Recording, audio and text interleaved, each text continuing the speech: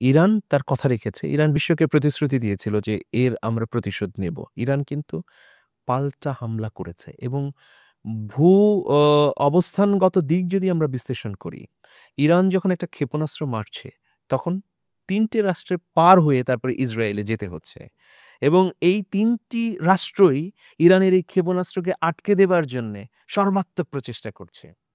হ্যাঁ? আর ইসরায়েল যখন মারছে ক্ষেপণাস্ত্র, তখন যে রাষ্ট্রগুলোর উপর দিয়ে আকাশসীমা দিয়ে এই ক্ষেপণাস্ত্র আসছে তারা কিছুই করছে না। তারা কোনো প্রতিহত করার চেষ্টাই করছে না, বরং সহযোগিতা করছে। এইরকম একটা বিমাতাসুলভ পরিবেশের মধ্যে প্রতিকূলতার মধ্যে ইরান কিন্তু সামরিক দক্ষতা বলে দেখিয়ে দিয়েছে যে ইসরায়েলকে আমরা পর্যুদস্ত করতে পারি। ইরানের এটি, এই যে ট্রু প্রমিস, এটা অত্যন্ত তাৎপর্যবাহী।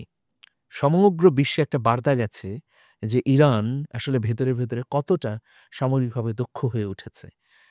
তো সুতরাং এই ১২ দিনের যুদ্ধটা অনিবার্য ছিল।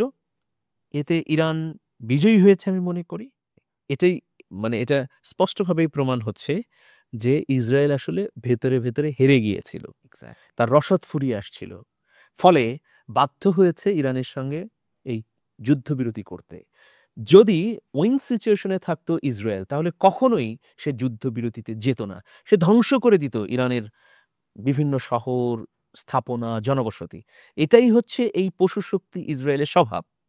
কিন্তু তারা যখন ব্যাপক চাপে পড়েছে, ব্যাকফুটে চলে গিয়েছে, তাদের স্থাপনাগুলো ধ্বংস হচ্ছিল, জনবহুল এলাকায় আ ক্ষতিগ্রস্ত হচ্ছিল সাধারণ মানুষ। সাধারণ মানুষও ক্ষুব্ধ হয়ে উঠছিল যে কেন এই যুদ্ধ? ফলে দেশের ভেতরে চাপ এবং সামরিক দিক দিয়ে চাপ, আন্তর্জাতিকভাবেও চাপে পড়ার কারণে নতজানু হয়েছে ইসরায়েল। এটা নিঃসন্দেহে, এটা নিয়ে কোনো দ্বিমত নেই।